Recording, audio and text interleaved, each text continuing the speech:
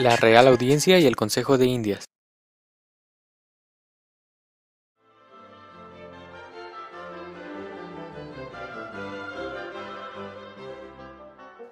Tras la llegada de los españoles a América, se comenzó un proceso de construcción y desarrollo, al que se le denominó como la fundación de la Nueva España, la cual tuvo su inicio tras la toma del México antiguo, cuando los conquistadores comenzaron a ubicarse como sucesores del Imperio mexicano.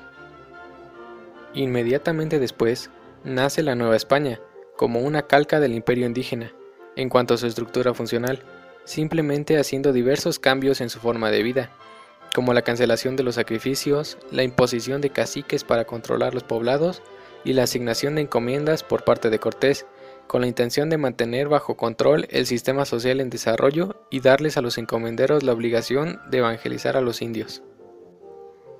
Con el paso del tiempo se comenzó a implementar el sistema político de España, estableciéndose así los denominados virreinatos, que fue el nombre que se le dio a la unidad política que adquirieron los territorios que fueron sometidos por los conquistadores españoles.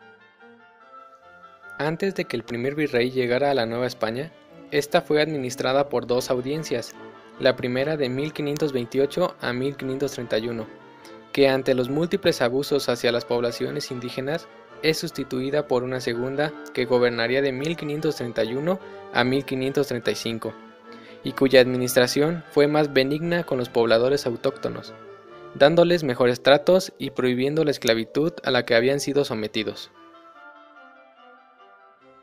Para 1535, Antonio de Mendoza y Pacheco sería nombrado primer virrey de la Nueva España. El papel del virrey, además de ser un representante directo de la corona española, consistía en la organización política y defensa del territorio, acompañado de otros actores políticos como los gobernadores de las provincias y los ayuntamientos. Los cargos políticos del Virreinato de Nueva España hasta el siglo XVIII se dieron de la siguiente forma. En primera instancia tenemos al rey de España, que representaba la máxima autoridad, a pesar de nunca haber estado presente. Enseguida, están establecidos diversos cargos políticos, encargándose cada uno de diferentes actividades en la colonia. Como el virrey, que tenía a su cargo la Real Audiencia, la Contaduría Real de Tributos y el Juzgado General de Indios. También se encuentra el Consejo de Indias, encargado de todas las materias concernientes al gobierno, justicia, guerra y hacienda, referentes a la República de Indios. Del mismo modo, encontramos al Real Patronato, encargado de la organización eclesiástica novohispana, en donde se contemplan el clero secular y regular. Una vez concluida la conquista española de gran parte del Nuevo Mundo, en 1570 la metrópoli se abocó a la explotación sistemática y reglamentada de las riquezas que albergaban sus nuevos dominios. A partir de la primera mitad del siglo XVI, se configuró la estructura administrativa que tendría a su cargo el gobierno de ultramar. A la cabeza de las instituciones creadas con ese fin se situaron dos órganos con residencia en España, la Real Audiencia y el Consejo de Indias. Fueron las audiencias donde se concurría para apelar las resoluciones tomadas por los jueces inferiores.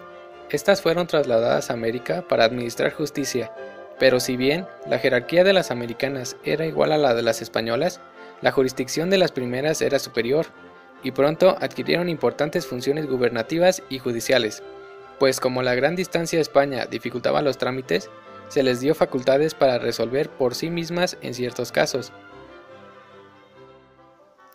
Podemos clasificarlas en virreinales, pretoriales y subordinadas. Las virreinales se instalaban en la capital del virreinato y eran presididas por el virrey. Las pretoriales se ubicaban en la capital de las capitanías generales y eran presididas por un presidente, que era el gobernador y capitán general. Y las subordinadas eran presididas por un presidente togado. Entre las funciones de la Real Audiencia tenemos las actividades judiciales, que contemplaban las sentencias que se hacían en el nombre del rey y con el sello real. Ante este cuerno se podían apelar las resoluciones de virreyes y gobernadores. Los asuntos civiles y militares eran apelados ante ella en primera instancia y en segunda instancia ante el Consejo de Indias, donde intervenían en los juicios de residencia. En cuestiones administrativas, se desempeñaban en el tratamiento que se debía dar a los indios, así como en cuestiones de diezmo y patronato, con participación de los oidores, que eran personas que formaban parte de la Junta de Real Hacienda. En lo político, los oidores aconsejaban al virrey en asuntos graves de gobierno, y el más antiguo lo reemplazaba en caso de ausencia o muerte, hasta que el rey enviara sucesor. En general, la Real Audiencia podía llegar a sustituir al virrey si fuese necesario. Funcionaba como consejo político del virrey en casos importantes y podía informar directamente al rey. Ejercía una especie de representación del Consejo de Indias, y entre sus funciones se contaba la de proteger a los indios. Era tribunal local de mayor jerarquía y atendía a las apelaciones sobre las sentencias de los tribunales inferiores. En juicios civiles importantes, sus sentencias podían ser apeladas ante el Consejo de Indias. El Real Consejo de Indias se crea por medio de la Real Cédula el 14 de septiembre de 1519, que era un documento con fuerza de mandato firmado por el monarca, mediante el cual se otorgaban gracias, mercedes o provincias, y se reconocían deudas u otras obligaciones. Durante el reinado de Carlos I, posteriormente, el 1 de agosto de 1524, este se organizó con carácter independiente. Sus funciones se extienden a todo lo relativo al gobierno, la administración, la justicia, la guerra y la religión, considerándose siempre como instancia suprema. En materia de justicia, el Consejo actúa como un tribunal, tanto en lo civil como en lo criminal y en lo militar. Le incumben las disposiciones de las armadas, que protegen las flotas, así como defensa y fortificación de las costas americanas. El Consejo no tuvo en sus primeros tiempos una residencia fija, y generalmente seguía a la corte en sus desplazamientos. Cuando en 1561 el rey se radicó definitivamente en Madrid y se instaló en el Escorial, el Consejo lo hizo en el Alcázar, y más tarde, cuando se construyó el Palacio Real, este pasó a residir en el Palacio de los Consejos. El recién fundado organismo era la más alta autoridad legislativa y administrativa del Imperio Americano, después del rey. Estaba dividido en 3 departamentos, 2 dedicados a materias del gobierno y 1 de justicia. Los consejeros eran togados o bien de capa y espada, pero todos hombres distinguidos en el servicio de ultramar.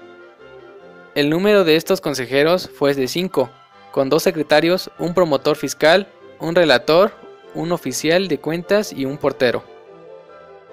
El Consejo tenía funciones meramente consultivas. Los acuerdos adoptados sobre cualquier asunto, tras las respectivas deliberaciones, eran elevados al rey en un documento denominado consulta, en el margen del cual el soberano escribía su decisión final. Una vez conocida la voluntad real, se redactaba la disposición definitiva para su promulgación y ejecución.